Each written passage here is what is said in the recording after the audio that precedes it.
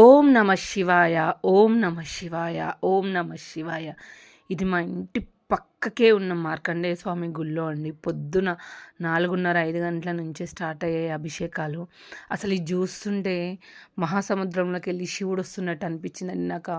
గంధం, పసుపు, నీళ్ళు అభిషేకం చేస్తుంటే ఒక్కసారి చూడండి మీరు, ఎంత అంటే అసలు శివుణ్ణేనా మేము చూసేది అన్నట్టు అనిపిస్తుంది మాకు. అసలు ఎంత రెండు కళ్ళు సరిపోవట్లేదండి. పొద్దున్న అసలు జన్మ ధన్యమైందండి. నాకు చెప్పడానికి కూడా అసలు గూస్ బాంబ్స్ వచ్చాయి నాకు అది చూస్తుంటే. జన్మ ధన్యమైపోయింది ఈ శివరాత్రికి మాకైతే.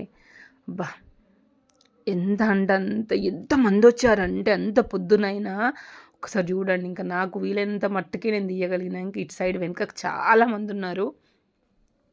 బాబోయ్, జన్మ ధన్యమైపోయిందండి మా అందరిది. ఎంత పొద్దున్నే స్వామికి అభిషేకం చేయడం అంటే మామూలు విషయం కాదు. ఎంతమంది చేశారో చూడండి ఒకసారి.